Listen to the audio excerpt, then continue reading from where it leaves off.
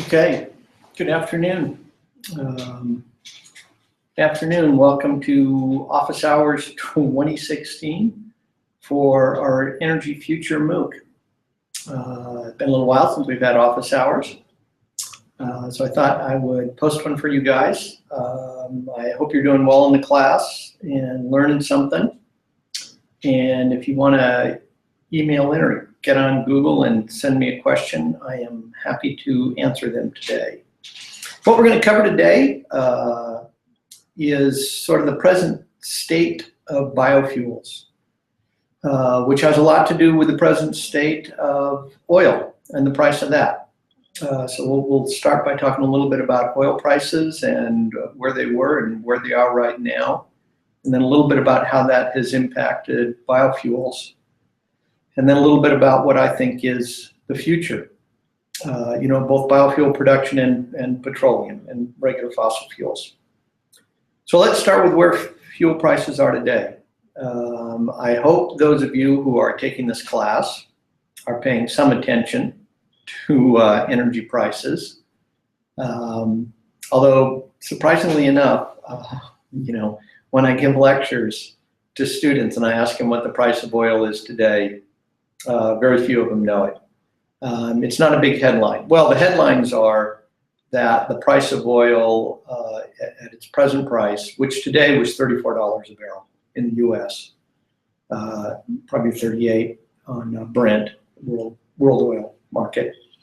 The headlines are that at $30 a barrel, many of the fracking companies and the tar sand, the sort of alternative petroleum companies, so not the ones that are pulling out liquid petroleum. Those companies are in trouble and jobs are going down in Texas and North Dakota, the two big fracking sites in the United States. And so that's the headlines. But the surprising thing, I think, and the things that people have lost are $34 a barrel by historic terms is actually very high. If you go back 50 years, the average price was under $8 a barrel. And before 2001, so 15 years ago, the price never got above $20 a barrel, except very briefly during the Arab oil embargo in '75. So sort of $20 a barrel was the historic limit. Then in 2007, when it got up to $150 a barrel, and everyone freaked out, and that actually really gave a big push to the biofuel industry. Then when the economy came back down in 2008, that price dropped back down to about $40 a barrel, but only very briefly.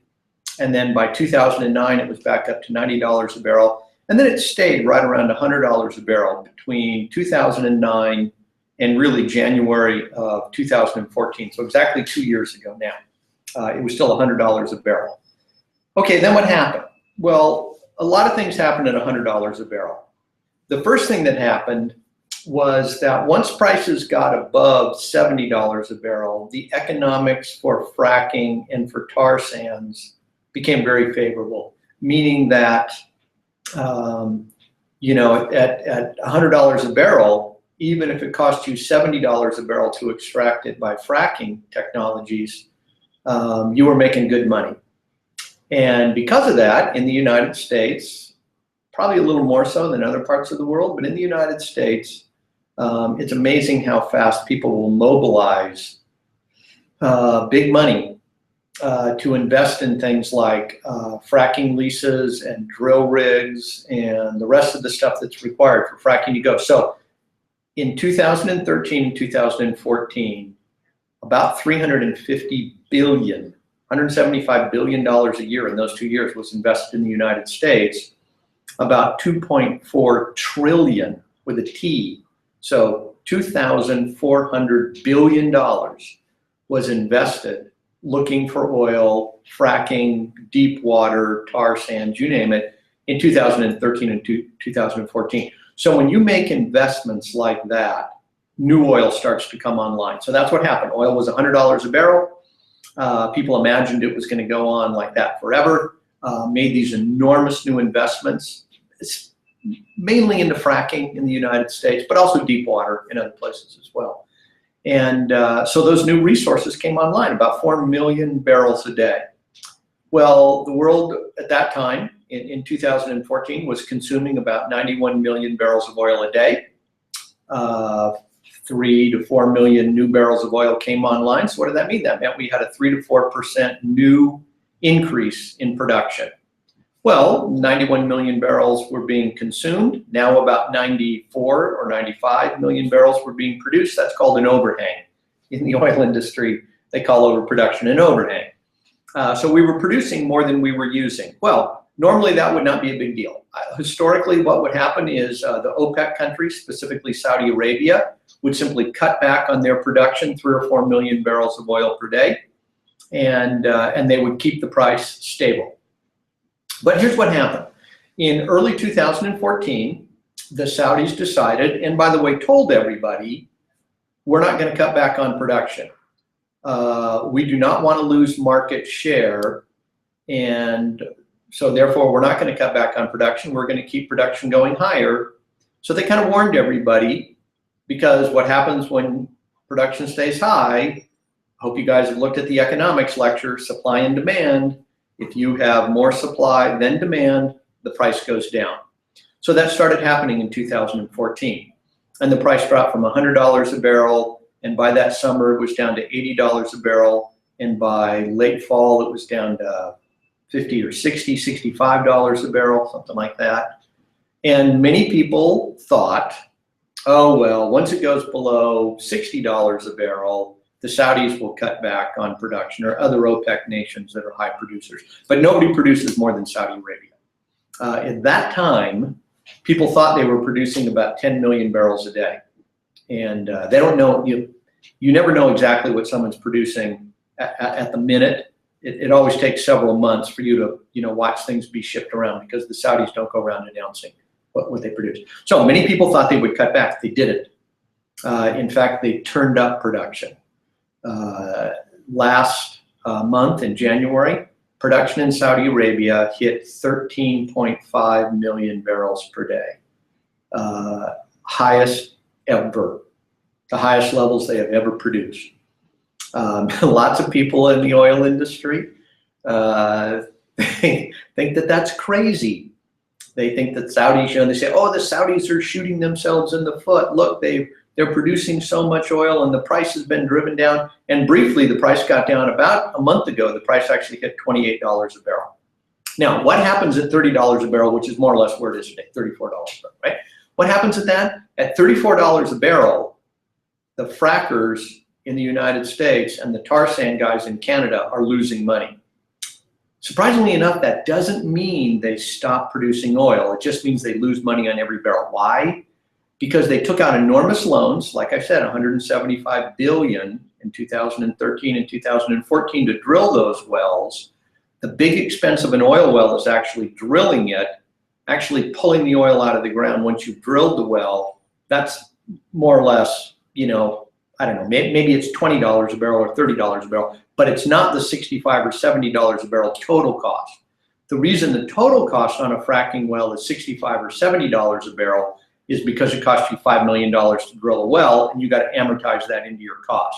But once you've drilled a well, once you have all that big expense, actually pulling it out of the ground, you can probably do for under $30 a barrel. It's different for every well. It depends how hard it is to get. People don't announce those numbers.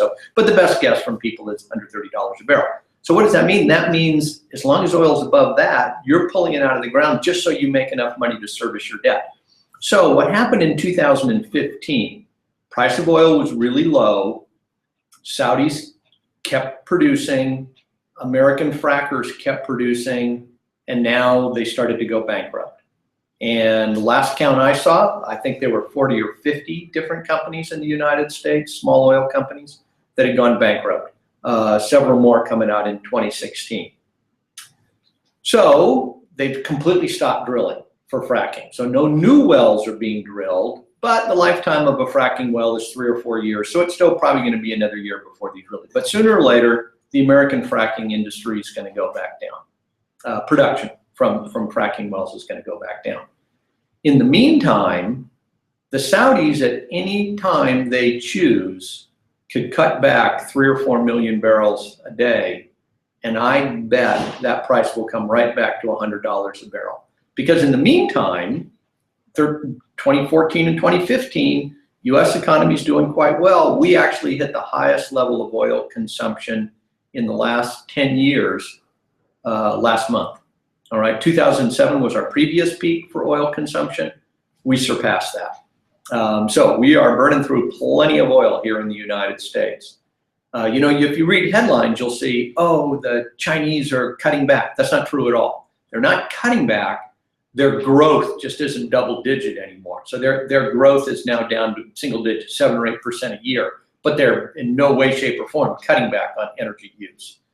They're continuing to use energy at the same rate and a few percent higher every year, just not the 14 or 15% higher every year that we sort of got used to in 2010 and 2011.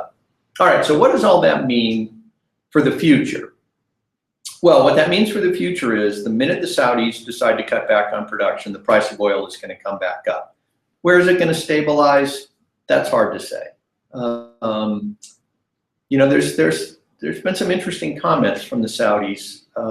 You know, some people think that they've got this really high level of production to teach the Iranians a lesson and the Russians, because when the price of oil is down, those two countries are very dependent upon oil. And the Saudis don't like either one of them. They're kind of, as you guys may know, the Iranians and the Saudis are competitors in the Middle East for influence, and the Russians are backing the Iranians. Americans back the Saudis. So Saudis are perfectly happy to have those guys kind of suffering, but at some point they will cut back on their production a little bit. The fracking certainly is cutting back on production, and that means the price of oil is going to come back up. When I read articles, some people say, oh, it's going to come back and stabilize at $70 to $80 a barrel. Other people say, oh, it's going to stay at $40 a barrel for years. My gut feeling is it's going to come right back to $100 a barrel. $100 a barrel sort of seemed a price that the US and Europe and China was willing to pay. You know, we had 4 or 5 years of that, and it didn't seem to strangle our economies. You know, even at that price, we kind of kept things going. So I think it'll come back to that price, and that's probably where it's going to stabilize. So what does that mean long-term for oil? That means once the frackers die out a little bit, they'll come back. You know, in another 4 or 5 years, we'll be back making those big investments into it. But that really begs the question, well, what happened to biofuels during this time? And what happened to biofuels is they got crushed. It's one of the unfortunate sort of side consequences of oil being at $30 a barrel. There is simply no new investment into production of biofuels. A company that I started called Our Energy, they had worked out all of the details to get crude oil production from algae. They had a 100-acre facility down in Columbus, New Mexico that was doing really well. They were ready to build. In 2014, they had plans on the table to build a commercial facility, 10,000 acres. The one they built was a pilot facility. It was 100 acres. That showed them that you could grow algae, that you could harvest it by something called hydrothermal liquefaction. You could turn it into something that looked a lot like crude oil, and you could send that crude oil to a refinery and it could be turned into gasoline. So they were all ready to go.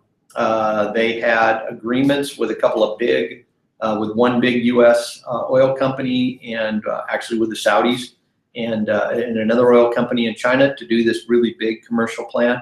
And those plants got completely shut down once the price went down to, once it actually dropped below about $80 a barrel. So it's on hold. No new investment. We continue to do research on it. We continue to make improvements. The Department of Energy still supports it. U.S. Department of Agriculture, state of California continues to support it. I think everybody who's looking ahead 5 years or 10 years recognizes we have to keep the investment going on biofuels. We have to keep making progress. But what did all those algae companies do? They all pivoted to high-value products.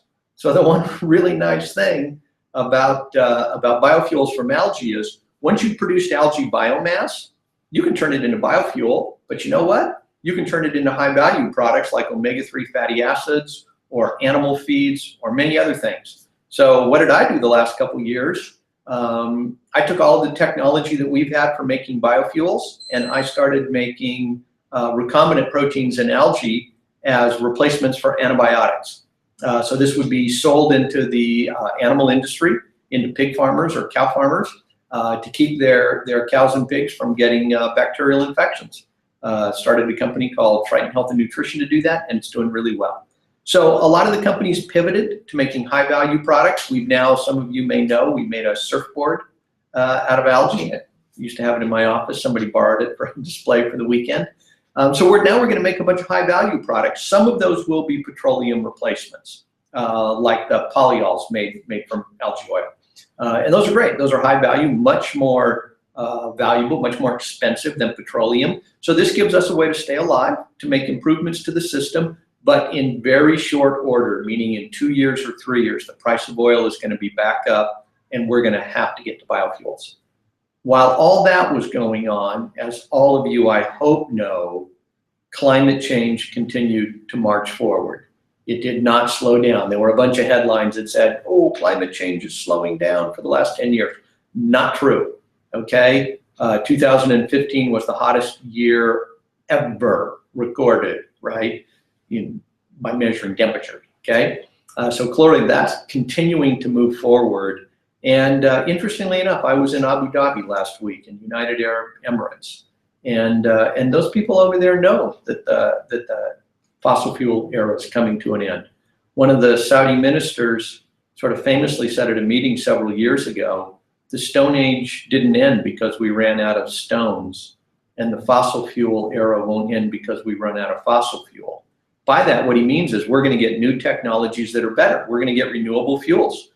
Here in California now, photovoltaics have really taken off over the last couple of years. I've got them on my house, as some of you may know. I have an electric car, works great, don't have to go to the gas station, powers my entire house. We are on our way. We're above 20% now in California, on our way to 30% renewable electricity. And we just got to do the same thing and get serious about renewable fuels, for boats and airplanes and trucks, electrify cars, electrify buses, get renewable biodiesel for those other things, and we'll be in good shape. Okay, so technology continues to go forward, but right now the investments are zero. So let's look at a couple of questions that you guys have sent in and see what we can say. How important is changing international and local policy to forcing greater uptake of non-hydrocarbon liquid fuels? Example, subsidies, renewable energy targets, carbon emission. Okay, so these are essential. No new industry ever gets launched that can compete right away with an existing industry. The fossil fuel industry has been going for 100 years. Over a 100-year period, you really build in not only efficiencies, but an infrastructure, right? Everybody owns a gas-powered car. We've been making gasoline-powered engines for 100 years, and we are very efficient at making those. We haven't been making electric cars very long, so we're not as efficient at making those. So here in the United States, we get a subsidy of about $7,500 if you buy an electric vehicle, and that has helped enormously. We've gotten really good acceptance of those, and as we get acceptance of those, and the car industry builds more of them, and we get the infrastructure out there for charging stations, etc., battery technologies are now improving. So this is essential. Every economist will tell you when you have an infant industry like renewable energy, it really helps if you have tax incentives and you have other incentives to get it going. Then once it gets going, you step back and let it see how it runs. This worked beautifully in rooftop photovoltaics in the United States and in California, and worldwide really, right? Germany, Europe, everybody's taking these up. In California today, it is an absolute no-brainer to put photovoltaics on your house, if you can afford it, right? They're still kind of expensive. When I put them on my house, it cost me $20,000. I know for students, that seems like a lot of money, right? And it's like, how could I ever afford $20,000? But when you're a homeowner and you're living in a house that costs more than $500,000, that's not that much. And when my electric bill was about almost $200 a month, that means it pays off in 100 months. So that's just a little over 8 years, and the life of those is 20 years.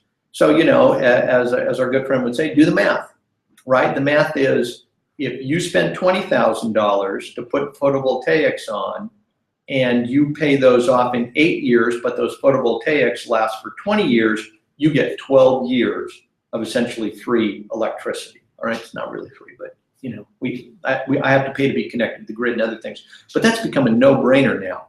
And in fact, the biggest problem in California is people are putting these things up so fast that the electric utilities and the infrastructure is having a difficult time dealing with them. So you know, we're starting to think a lot more about smart grids, about storage, about all these other things, because in California, we are on our way. By 2020, in 4 years from today, we will be at 30% renewable electricity, and we're aiming for 50% renewable electricity by 2030. My feeling is that this industry is expanding so fast and the technology is coming along so quick, we're going to be at 50% long before 2030. I would not be surprised if we are close to 50% by 2022, you know, maybe even 2021, 5 years from today. So those things are really important. They work. They're proving they work here in California, other places as well. Germany, lots of places have done this. And so on that, it's really kind of the bright note for renewable energy. Okay, here's another question that says, how far are you to commercializing GM products from algae, such as biopharmaceuticals, feed, and nutritional products? Hey, good question, Sammy. Okay, we are very close. So GM is a funny thing in algae, right?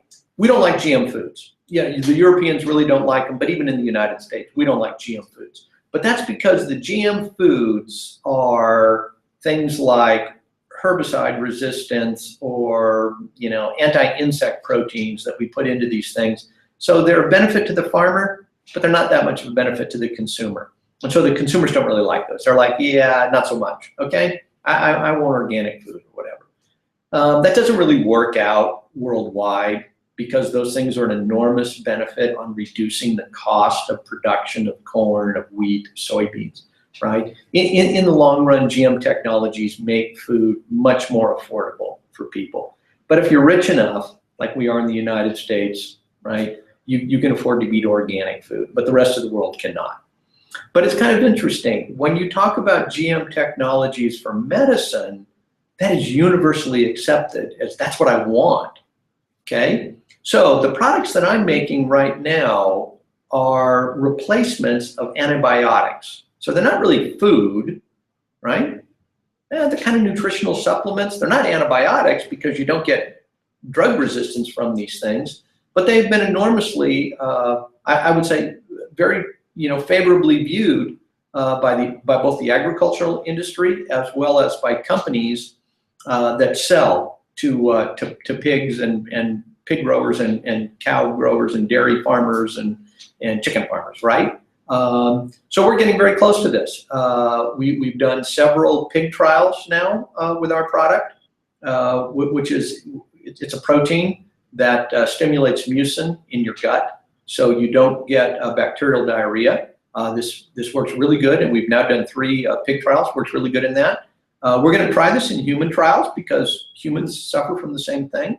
But it's not really GM food, it's a GM product that is sold in algae. So we hope that we will be finished with these trials by summer and fall, and then potentially by this fall or maybe even early 2017, we will have a product on the market. The economics of it looks pretty good. We've got our production cost low enough that we think we can compete in this market. Very competitive in agriculture, right? You have to make things really cheap there. But we think we have that sort of locked up pretty good. So, you know, I'm sort of optimistic. We're doing trials. We're getting good results from them. We're getting our productivities higher. That means our costs are coming down. I'd say we're on a pretty good trajectory to get these in soon. Worldwide, though, just so you guys know, there's about $10 billion worth of algae products sold. None of them are GM right now. They're all just wild-type algae like spirulina or chlorella or several others. And many, many companies sell these worldwide. Mainly they go into health food drinks like the Super Green and the other drinks. Solazyme now has a wild-type algae that it grows as a protein supplement. You can put it into pasta, you can put it into soup, you can put it in all kinds of things, bread. So that's very nutritious protein. just wild type algae. And in fact, even the company that I have that's producing the GM algae, they have a wild type algae that they're also working on. So lots of opportunity there for high value products. I think when we start to sell some of these products, that's going to give us learning, from those as we get the costs down. And all of those things are going to help when we shift over and start to make renewable fuels. So I think it's actually the most important thing we can do right now. Get high value products in algae and get them on the market, okay? So Sammy, we're getting closer, thanks for asking. Are open ponds the most efficient and cost-effective system to cultivate microalgae? Well, that's under debate. I would certainly say that large open ponds are the only way that we're ever gonna get to a world scale if we want to produce biofuels or if we want to produce animal feeds. If we're producing a high value product, like say, for example, omega-3 fatty acids, which come from an algae called Nanochloropsis. So there's a company in Hawaii, they're actually based here in San Diego, called Solana, that they're producing this in bioreactors, sort of plastic bags, about that big around, that sit on the ground. And they think the economics of that can work out. They're very clever business guys. I'm sure they know that to be true. Sapphire has converted their ponds to making omega-3s and Nanochloropsis. They're growing those in open ponds. So the open ponds have already been shown to work for cyanobacteria, for Haematococcus, and for several other algae that are sold commercially. So of the things that are sold commercially, open ponds are the way people have gone. There are a couple of companies that are doing bioreactors for very high value cosmetics from algae, but those are very, very expensive. So to sell them, right? Like a little jar that big around, like 30 or 40 bucks. I should probably use it, it might help, but at any rate, in that you can afford almost anything. Now, Solazyme does theirs by heterotrophic growth in a fermentation tank. It's not fermentation because you feed them oxygen, it's heterotrophic growth, but you feed them with sugar. In fact, you feed them sugar from cornstarch. And at that, they can produce it, and their economics work at selling oil out of this. I think they're selling it about $8 or $9 a gallon, something like a food oil, right? You can cook with it. You can use it. It's actually sold. It's added now by a company called Soylent that makes a little protein shake. They sent me some of them. They're okay. I kind of like them. They're sort of like all the vitamins, all the minerals, all the essential amino acids you need, all in one little liquid lunch. They come kind of with not a very strong taste, specifically designed that way, so you get to add the taste to it. So what I was doing was drinking a little bit and adding a shot of espresso and making sort of a coffee flavored one. I liked them pretty good. So there's different ways, depends upon what your product, and all of those can be viable. The most important thing is that whatever system you choose to produce in, you have to produce a product for significantly less than you're going to sell it for. The problem with biofuels today was we can make them. We proved it works, but we were producing that for $7 or $8 a gallon, and the product was only $2 a gallon, okay? So we still have to find cheaper ways for really large scale production, and the best guess from people I talk to is that's still probably going to be open ponds. Okay, let's see, what do we have up here?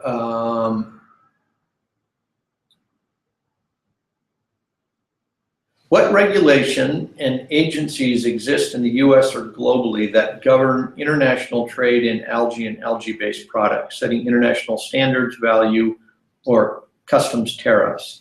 So in the United States, algae is regulated by the Environmental Protection Agency, EPA, under what's called the Toxic Substances Control Act. All microorganisms are regulated by EPA. That's true for bacteria, that's true for yeast, that's true for algae. So it went into their portfolio, as they say. It had the option to go to the US Department of Agriculture, which is the other group that regulates things you grow, which are plants, okay? Now, both of those groups, USDA regulates how plants are grown, EPA regulates how microorganisms are grown, so you gotta follow their regulations when you're gonna grow the stuff. But if you wanna sell it as a food, or you want to sell it as a medicine, then you're regulated by the FDA. here in this country, and by the equivalent of FDA if you're in Europe or China or any place else. And in those cases, depending upon what the product you're making, there are regulations that you have to fall under. Now, if you're growing an algae that has been sold for many, many years, then that algae is regulated under something called GRAS, generally recognized as safe, or generally regarded as safe. What that means is things like spirulina and chlorella and Haematococcus, which makes astaxanthin, those have been sold for many, many years, and many people have eaten them all around the world. So what the FDA says is, we generally recognize that as safe. There is no regulation. So you, me, or anybody else, if you want to go out and grow spirulina, and you know it's spirulina, you have to prove it's spirulina. But if you go and grow spirulina, you are allowed to sell that because it's GRAS. It has GRAS status. That means you can package it, you can dry it, you can sell it. Now, that doesn't mean you can have contaminants in it like other algae or other bacteria. You have to make sure those are clean, but there is no regulation beyond that. And you can distribute that because it's regulated by FDA. Most other countries accept that. Yeah, if you're regulated by FDA, US FDA, we accept it here. Go ahead, you can ship that around the world. You know, there are no tariffs that I know of on algae right now worldwide. Occasionally little, wars will flare up between a couple of countries, and, they'll claim, oh, you're producing wheat or corn too cheap, or your sounds, whatever. But right now, as far as I know, no international tariffs on any algae product. And as long as you are one of the GRAS algae, you can sell them. Now, Triton Health and Nutrition, they're growing an algae called Chlamydomonas. That one does not have GRAS status, so we have to go get GRAS status. So how do you get GRAS status? You get GRAS status by doing lots and lots of animal trials, by doing a literature search to prove that other people have looked at this and eaten this, by doing a genome comparison and proving that there are no toxin or no toxin genes inside of it. So you go through that entire process, and then you send a letter to the US FDA and you say, I believe this algae is safe. Here's all. They don't care about effective. All they care about is safe. Okay, generally recognized as safe. It doesn't say generally recognized as effective. So this is not a claim of health claim, right? Like if you go to the store and you see omega-3 fatty acids and they say these reduce heart attacks, that's a claim, okay? In order to have a claim on a product, you have to do clinical trials. So these are not clinical trials. All you're doing is saying this product is safe. I fed it to a bunch of animals. I fed it to humans. None of them had adverse effects. Okay, that's safe, okay? Now, at some point, you would maybe like to have claims that say, this is a health benefit. This reduces heart disease, or this reduces, I don't know, makes you live longer, something like that. In order to have those claims, then you have to do clinical trials, and that's a separate path through the FDA, all right?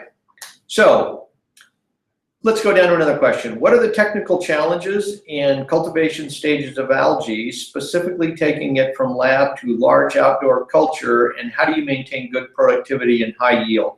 So that is actually one of the most important aspects of large-scale production.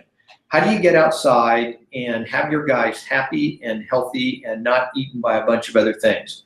And a bit of that, because these are living organisms, the care and feeding of algae is really important. So part of that is coming up with a crop protection strategy to make sure that if ciliates get in there and eat your algae, or fungus get in there and attack your algae, that you have some strategy to get rid of those. Sometimes that strategy is pick a strain that isn't susceptible to those. So there's a group here in the US that has several different algae farms in different parts of the country, and they've been doing an experiment funded by DOE to look at different strains, and they tried to grow Chlorella vulgaris outside, and it got eaten everywhere it went. The strategy, it seems, for Chlorella vulgaris is grow really fast, but don't really protect yourself. So that strategy only works if you're relatively dilute. And when you get into really concentrated ponds, then very quickly something gets in and eats it. So crop protection strategy is probably the most important thing. And then the second thing is understanding and selecting an algae that grows well in your area and recognizing what it needs. So just like a farmer, if a farmer walks out to a field and he's been growing corn for many, many years, he can probably take a look at that field and know immediately, not enough nitrogen on here. Better come in and put a little more nitrogen fertilizer on this, or not enough potassium, or not enough phosphate. He can tell that just by looking at the color of the corn. Or he can come out and say, you know, I'm going to do a soil analysis and see what's missing from this soil. Maybe it's, you know, missing some minor element, put it on. You do the exact same things in algae. Sometimes you just look at them and you understand that need to put a little more nitrogen in there, need to put a little more carbon, CO2, right? They're starving, the poor little guys. Or maybe you look at them and think, the water's too salty. So you measure it. You can do a chemical analysis of the water as well. So that care and feeding when you go to large scale is really important in understanding crop protection strategies. I would say those are the two biggest things that certainly that I think about. Okay, let's see. We're going to answer a couple more questions here because we're coming up on 1 hour, and I don't want to, you know, I don't want to keep you guys going too far. How important is changing international and local policy? Oh no, we already read that one. Okay. You mentioned producing antibiotics from algae, which is a good high-value product and has good economics. Can algae compete with plant-made drugs, which is another emerging field of use? Yeah, so that depends. So the question is, can we make things in algae and compete with plants? So terrestrial agriculture, if you're making corn or soybeans, those are really efficient. They've been around for many, many years, and you know, they have efficiencies that are hard to compete with. So when it comes to dollar per ton, you know, it's just hard to keep up with those guys. So if you were making a high value protein in there and you could take it to scale, that would be hard for us to compete with. But because these are really large crops that are all over the world, there are lots of proteins that you will never be allowed to make in those. So you could not make biologically active protein in corn, right, and grow it in a field outdoor. Why? Because you would be worried that that protein would escape to another field that, you know, and contaminate the field, and then you lost that entire crop. So some things, especially pharmaceutical grade proteins, you have to grow those in containment. You have to separate them and not let that gene get into another you know, crop that you're going to eat for food. And then also you want to protect that crop from outside influences. So in that case, proteins that I can produce in algae, because I can grow them in containment, I can actually grow algae in containment cheaper than I can grow plants in containment. Then I can make proteins and I can compete economically. The other thing is that some proteins, for whatever reason, we just produced them in algae, accumulated to really high levels. So one of the proteins we made, and I do want to point out, they're not antibiotics. They don't kill antibiotics kill bacteria. Our proteins don't do that. They simply stimulate the animal that eats them. They stimulate your immune system or give you a physical protection from that bacterial or viral infection, but they don't kill those things.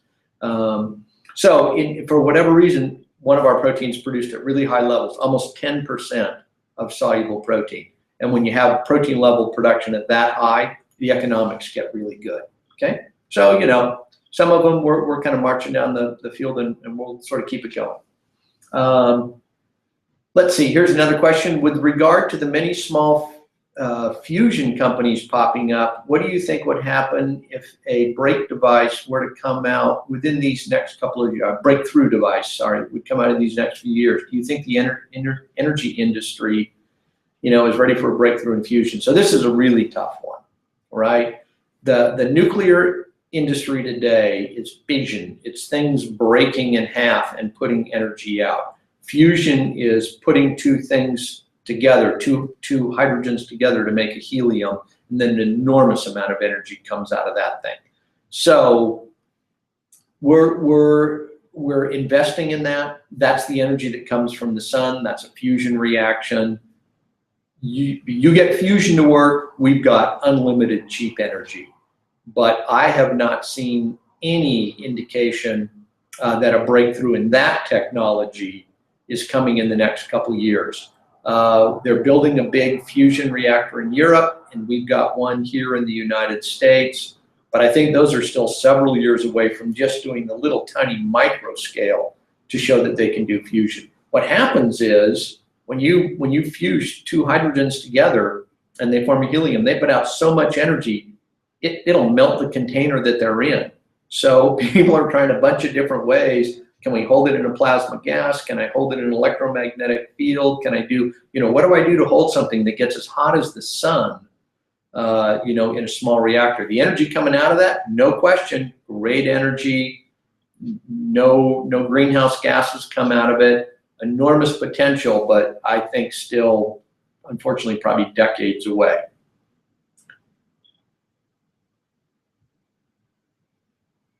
Okay, let's see.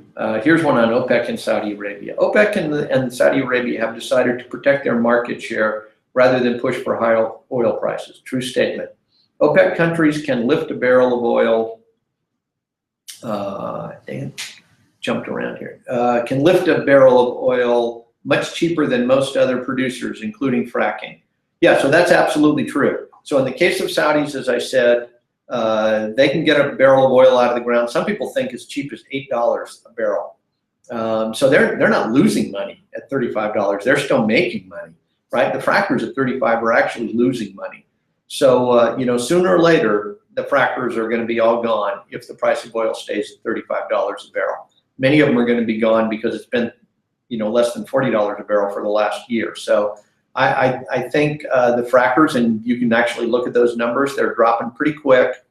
And I think it's only a matter of time before they're all gone. But then the price of oil, as soon as the Saudis stop pumping and the frackers are gone, price comes back to $100 a barrel, the frackers will all come right back. So shale oil and the shale oil reserves, they've been known for 70 years.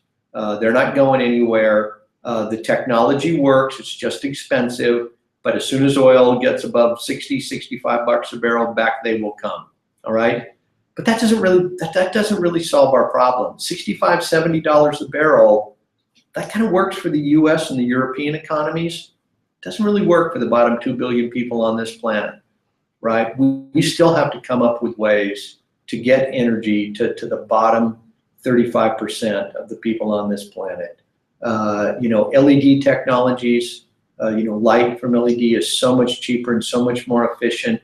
That's a way to introduce it. We can get energy efficiency much better than we have now. We can get photovoltaics. We can get biofuels. We have to continue to work on all of these things. The system we have now, which means pulling fossil fuel out of the ground, even at $80 a barrel, doesn't work. It cannot work in the long term. It's not going to work in the long term because $80 a barrel doesn't allow the bottom 2 billion people to thrive, and it can't work because we're releasing CO2 gases into the atmosphere, and climate change is coming much, much faster than people thought. So we have got to face this. One of the vice presidents of Exxon years ago, when I was talking to him, said, when I asked him, what does he worry about? Climate change, running out of oil. He said, I worry about all those things, right? They're all things that concern me. But the thing that concerns me the most is people only operate under two modes. They do nothing, and then they overreact. And right now, we're still continuing to be in the do nothing mode, especially when oil is $30 a barrel, right? It's just hard to get people to think about renewable energy and more important than that, maybe conservation when gasoline is so cheap. So I hope everybody taking this class, thinking about an electric car or at least a Prius, right? Or whatever, but at least a car that gets 40 or 50 miles a gallon. Gasoline is not going to be $2 a gallon in 5 years from now. It's likely to be 5 or 6. And independent of its price, we cannot continue to dump CO2 into the atmosphere. So I hope you guys are being good citizens. I hope you're learning good things from this class. Thanks for sitting in on the office hour today, and keep your good questions coming in, and keep doing little things that you can do to make the world a better place. Put in LED lights into your house. Get a fuel efficient car. Turn the lights off when you're not in the room. Recycle everything that you can, including water, as much as we can. So we're going to keep working on all those things. Thanks for taking the class, and keep up the good work. All right. And with that, I'm going to sign out.